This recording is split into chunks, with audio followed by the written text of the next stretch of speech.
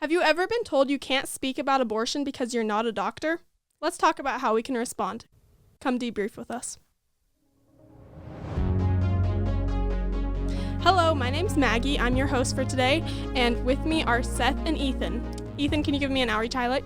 All right. So I was on my first outreach of 2023. And Happy New Year. And there was a school bus driving past, and it stopped next to where my sign was. And somebody pulled the window down, and I think it was a girl. She yelled something at me. I didn't hear it. But then she put the window back up. Then one of the other students pulled the window back down, and he yelled at me. He's like, "I'm so sorry she said that to you. She shouldn't have said that. That was really not nice of her. Thank you for what you're doing." Now you're really wondering. And then he left. And so I was like, I don't know what she said. Evidently, it was not the nicest thing. But it was really cool that he wanted to apologize for that and appreciated that we were out there. So in your minds, insert students. horrible comment, and then you could probably imagine what Ethan heard. Yeah. Well, that's kind of cool that he put the window down and spoke to you and apologized. Yeah, it was pretty cool. Wish you could have chatted with him a little longer. That's the problem with the buses. They're driving by so fast, right? You hear comments, but don't get to really talk to them. Yeah. Yeah. It's sometimes I wish you could. Stop the bus. Get off the bus. Let's chat. We must talk. Yeah. That's cool, though. So today we have a clip from Molly's footage at a high school, and this was at a high school near us that we've been to a few times, and they're always, like, the kids there are, like, annoying. Okay, that's not kind. Don't give the name of the school then. No, I won't. They're, like, very snooty. Okay. We have Enough history of that. with them. We have a history with the school. But, so, no different with this clip. This girl was, ad hominems all over the place. I'll just tell you that. And then we can talk about it after we listen to it right now. Cool, let's hear. Have you ever taken a medical class? You have no right to speak on any type of medical things. You're not a doctor. You know nothing about how this works because you're not a doctor. Well, are you a doctor? Can you have a say on this? Actually, I am going to go to medical school, so yeah. Okay, but that doesn't mean you're a doctor now. If our opinion means we have to be a doctor, then none of us have an opinion. Yeah, so you don't. Which would mean no one has an opinion and no one can say anything. I think people have a say on we don't human care rights what other issues. people do. We're embarrassed that you're standing here by yourself. Well, you seem to looking care like what an I do. absolute idiot. Yeah, because you look like a idiot. That's You why. said you don't care what other people do. We don't care what people do. You do. Except me. You do care what I do? You don't care what other people do unless they're limiting what other people can do. And Okay. you're trying to do that. But we're also limiting the rights of another human being through So abortion. that's like not a human. So like, What do you think this is? are you for real? Yeah, what do you think this is? Are you like actually for real? Yeah, what do you think it is? It's an It's a actual question. photoshopped photo. Are you for real? Yes, this is accurate of what an Haley, it's abortion looks copyrighted. like. It's okay though. It's okay. It's copyrighted. Oh my. Okay, that was crazy. Yeah, okay. Can we all take a collective laugh at when she said, I am going to medical school, so that yes, part was I'm just a too hard. doctor." Right? Okay, hang on a second. Yeah. What was going on? It was crazy. Yeah, I am a doctor. Right. Okay. in the So future. you can't say anything because you've not been in medical school. Are you going to? Have you been in medical school? No, but I'm going to. Right. So suddenly I have a right. Well, what if I plan to be a lawyer someday? Can I speak? Can I be like litigate a case right now? No. Yeah. Apparently, That's yes. crazy. Okay. Wow. Yeah. So if you couldn't tell, partway through the clip, there's a high school boy who also joins in, and he says something that Molly responds to. Mm-hmm. I was wondering who that Yeah. was. Okay. Yeah. So you couldn't hear him quite as well as the girl. But yeah. So as I said, there's ad hominem attacks all over the place. Like, her arguments just kind of fall flat very quickly. This girl, of course, she says Molly has no right to speak because she's not a doctor. So pause right there. Shouldn't we Yeah. define what ad hominem is? Right. The fallacy. Yes. Yeah. Yeah, so I mean, ad hominem is to the man. You're attacking the person, in this case, Molly, a woman, right? But you're attacking the person rather than their ideas. It's so easy to do, right? I don't like your idea because of your hair, because of how tall you are, how short you are, right? It's just so silly. It's obviously fallacious, bad thinking, right? Mm-hmm. Yeah. This is a classic example, though. Usually it's to Ethan or me, you're a man, or to Molly, to you, Maggie, maybe you're a Christian, right? But now to Molly it was, you're not a doctor. Yeah. So rich coming from someone who is not a doctor. Yeah. I'm sure if Molly was a man, she would have said just because you're not a man. But she had to Right. pick something else because she's a woman. That happens so many times. I mean, this is a long time ago, but we used to have a coworker here named Jamie, and one time we were talking to campus, and I was doing open microphone, and someone said, "Sit down," to me. You're a man, so I gave the microphone to Jamie, who was a female, a woman. They said, "Sit down. You're a Christian," right? It's just always something, whatever they can find to discredit you. Yeah. That's ad hominems. Yeah. So the fact that she used those, and I think that she used several throughout the clip. Well, the first one was, could- have you taken a medical class, right? Yeah, I think so. Yeah. So what does this show us about this girl and her arguments? The fact that she has to use these ad hominems. Sounds to me like she wants to talk about anything other than abortion. Yeah. that she wants to avoid that subject and really just attack Molly's character and her person rather than the arguments that Molly's presenting. Mm-hmm. It's also just a real total misunderstanding because so I get that if we are asking what are some options we have for solving a medical problem like ectopic pregnancy where the baby is in the fallopian tube, not in the uterus. For that, you want a medical doctor's opinion, right? Who has experience and knowledge of how to resolve the situation, what our choices are with our current medical status. But when you ask, what is the baby, which is the question Molly got to later, Maggie will probably move us there later in the conversation, that's not a medical doctor level question. That's a Bio 101 question. Everyone who's been through Bio 101 in every high school can answer that question. This student, I'm sure, has been through a Bio 101 class, a sex ed class in public schools. She knows this is a really simple question. It's not a complex medical question at all. Yeah. So she's maybe, I mean, like Ethan said, I think she's avoiding, but also she just doesn't understand we're asking a basic question, not a complicated one. Yeah, exactly. So like I was saying before, and I couldn't remember all the ad hominems, but there were several in the short clip. Well, it was over a minute. But anyway, first she attacks Molly because she can't talk about it because she's not a doctor. And then she attacked the pictures by saying they're fake. And then she attacks Molly again by assuming that she doesn't know anything because of her age. Which, did y'all catch this? I didn't actually catch it this time, but like when I was listening before. Or maybe it's later on in the video, actually. I think it's later on in the video, so y'all didn't actually hear it. Okay. But she asks Molly how old, or she says that Molly can't talk because of her age. And Molly's like, okay. And she doesn't tell her age right away. And then I think the girl Molly asks her how old she is. And she says, I'm 18. And then Molly says, oh, so am I. And the girl's like, okay. Anyway, but she's using these silly things and, like you said, completely avoiding the actual issue. And that's what proves it's a fallacy, right? So if really being 18 years old meant you could not speak on it, then neither one of them could speak on abortion. But clearly she's saying 18-year-old people who have my opinion can speak, 18-year-olds old who have your opinion cannot speak. Yeah. That's clearly such bad thinking. Yeah. Rules for thee and not for me. Exactly, yeah. Right? Yeah. Okay, so another question I have is, does having an opinion on something require you to know everything about that topic? I'm going to go out on a limb here and say no. Wow, that's really going on a limb there. Why do you say that, Ethan? I think it is possible for us to make informed decisions based on logic and sound reasoning, which is maybe shocking to say in an age of relativity. But you can study subjects for yourself and come to common sense conclusions without having to be an expert in that field. I don't have to spend 4 years going to school for maybe health and nutrition to know that you shouldn't eat McDonald's every single day. Oh, rats. Or like we were discussing rallies earlier, right? Yeah. Okay, but so who has exhaustive knowledge of any topic anyway, right? Name one human who has exhaustive knowledge of one single topic. I'll wait. Right, there's no one. There's no one. And I think that's it. The devil is in the details. Yeah. No one has exhaustive knowledge of any subject. We have people who have more knowledge than others. And so if someone has more knowledge than I do, I'm perfectly willing to listen to what they have to say. Yeah. But also quantity of knowledge does not equal quality of good. knowledge. Ooh, yeah. So. Or wisdom. Sorry, go ahead. Oh, I was just going to say, can I just say that is very freeing to know that I don't have to wait until I'm an expert on something to have an opinion. Like, I may not be right. I may not have everything worked out, but I can still have somewhat of an opinion. Yeah, right. There's the whole confusion of open-minded, closed-minded, what that means. So when we're approaching a topic, we want to be generally open-minded as we weigh the evidence and find out what is true. Like, when does human life begin? Read all the things you can read about it, have an open mind about it. But then once you are convinced of truth, close your mind on truth. Right. You remain open to challenges, but you want to actually close on what is true, saying, based on everything I've seen thus far, this is the best conclusion I can come to. That's rational. That's reasonable. Yeah. Remaining open forever, never taking any position, that's just silliness. And that's that word, like I think this student proved, closed-mindedness, having probably seen very limited evidence, probably never reading a pro-life perspective or a actual embryologist perspective on when human life begins. That's being closed-minded to that is really the major problem. Yeah.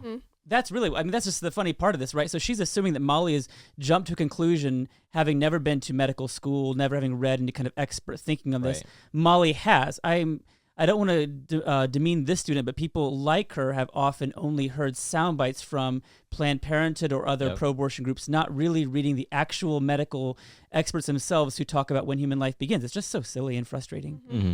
Yeah. Maybe there's two sides of a coin here, because I do fully think that you don't have to be an expert on anything to have an opinion, and how freeing that is. But at the same time, I don't think that you should just spew off nonsense about things that you don't know about. My question would be, what makes what Molly was doing different?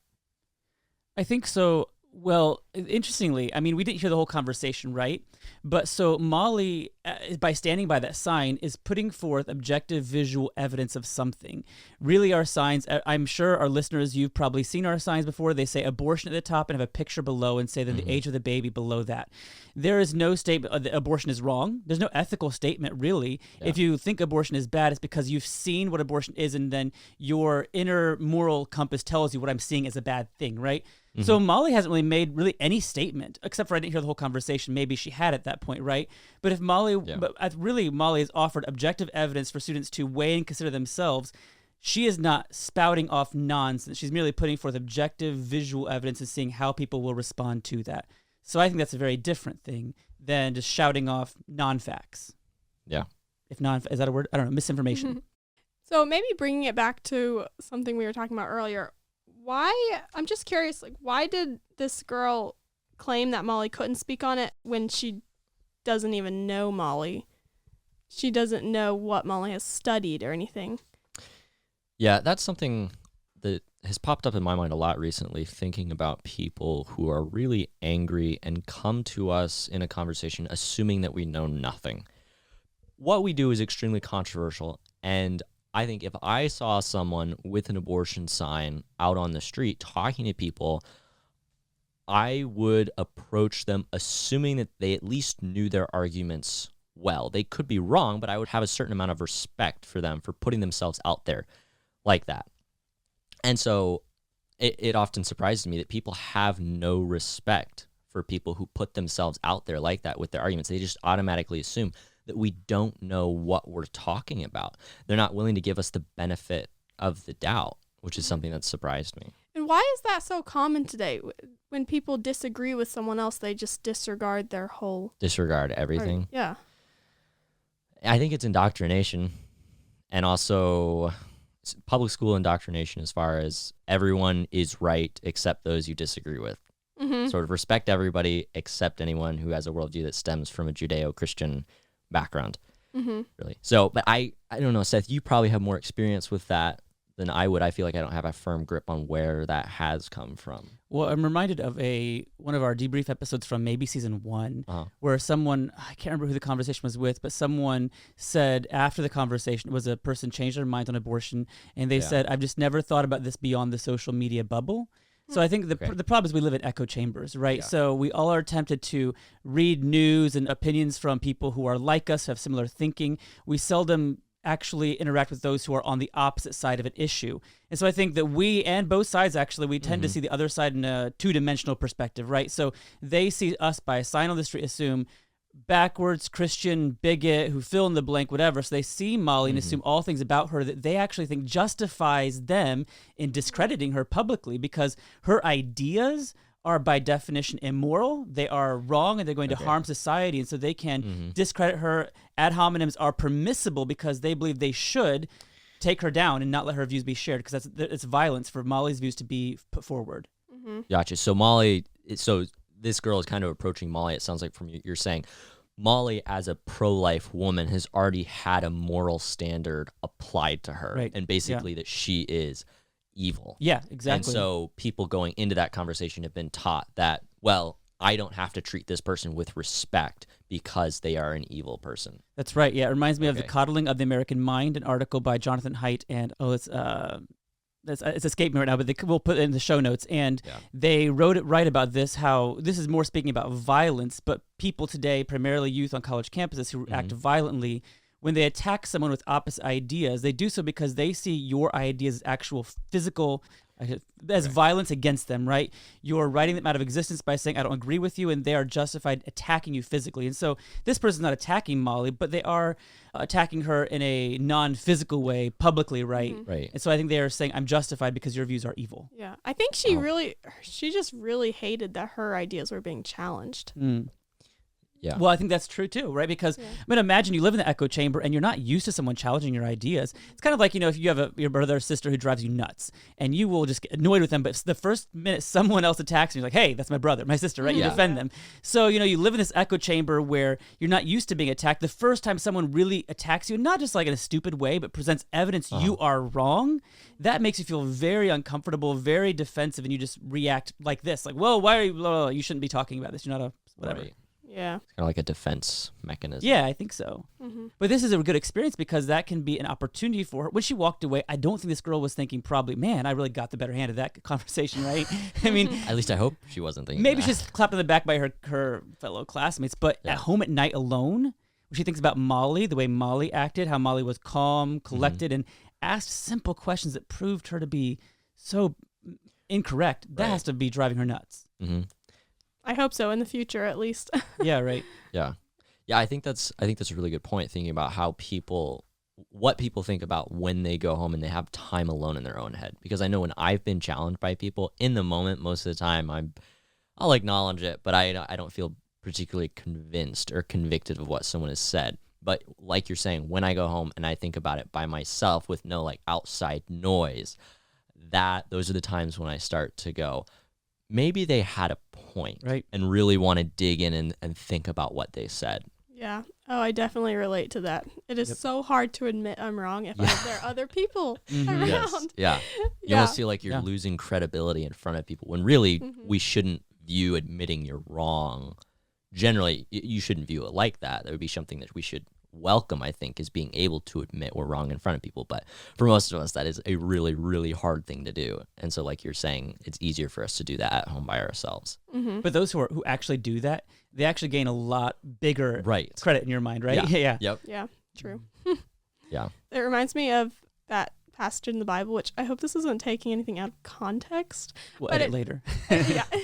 But where it talks about the still small voice of God. And when there's other people, to me, it feels like I'm in a room and there's just like all this noise.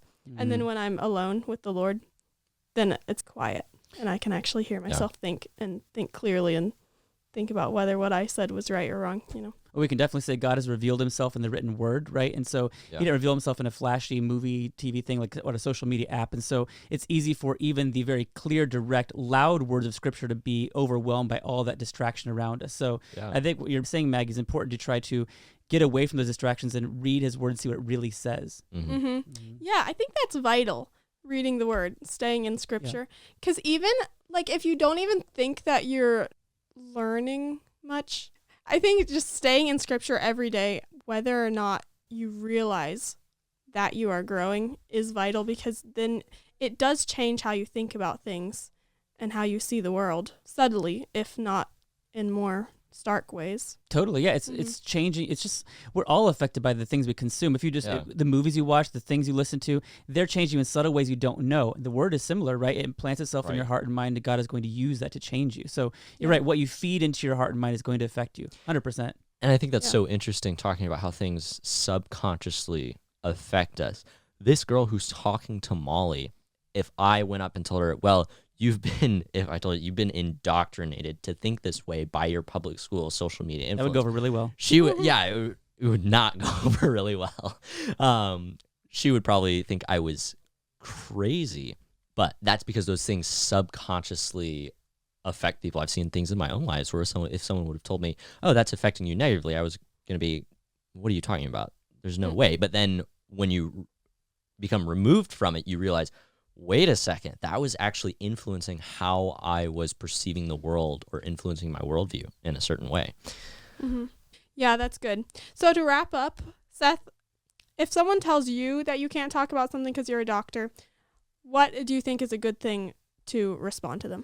I mean, I really love what Molly did by asking, are you a doctor? I think that's what I'm going to do again. Now, you might actually be speaking to a doctor, right?